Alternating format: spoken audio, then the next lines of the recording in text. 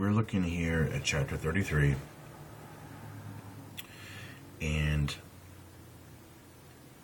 we're going to connect this to Jeremiah, okay, to those verses in Jeremiah. There's a whole lot here. This could run on for another one or two videos until I get to Jeremiah.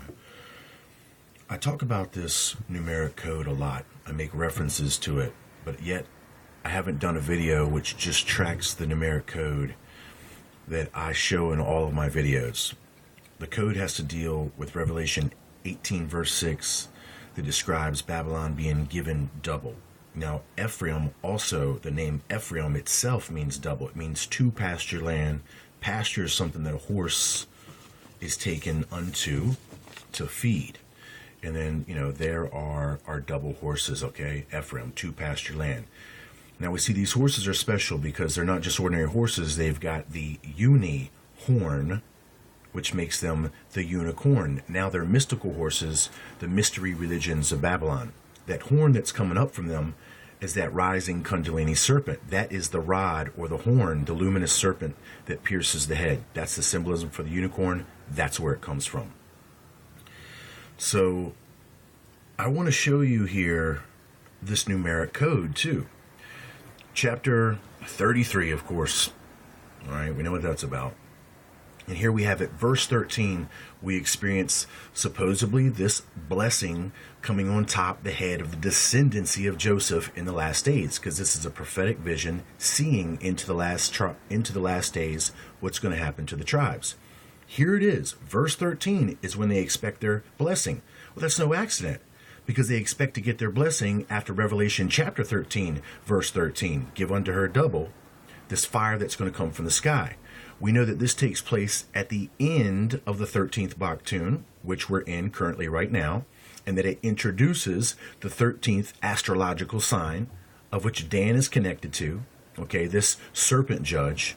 And then Dan himself, the Danite Samson, was the 13th judge of Israel. So after this judgment, this wicked judgment, they expect to be made kings. There it is, verse 13. And of Joseph he said, Blessed of the Lord be his land, for the precious things of heaven, for the dew, and for the deep that coucheth beneath. Now, who's that deep that coucheth beneath? Well, that's Leviathan. That's who they're trying to bring about with this sacrifice. And if you read, it will continue to tell you this.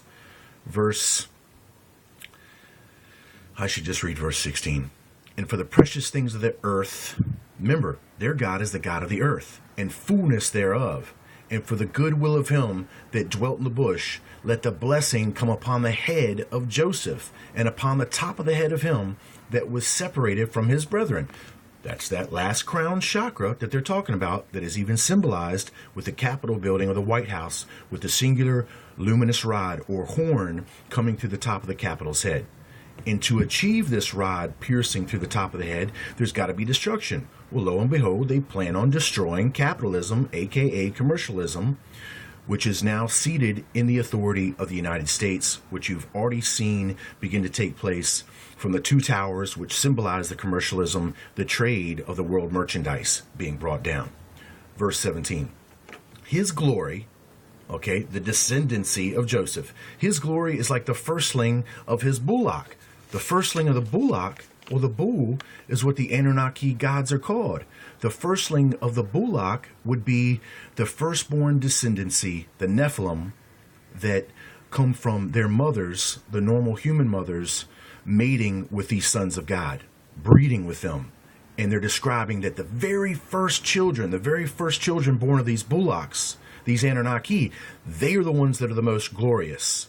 That's the descendancy that they're after with the DNA that I told you as this relates back to CERN.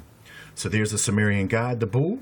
And if you listen closely, his glory is like the firstling of his bullock, the firstling Nephilim. And his horns are like the horns of unicorns. Boom. With them he shall push the people together to the ends of the earth, and they are the 10,000s of Ephraim, and they are the thousands of Manasseh. Horns? Wow. Right in your face.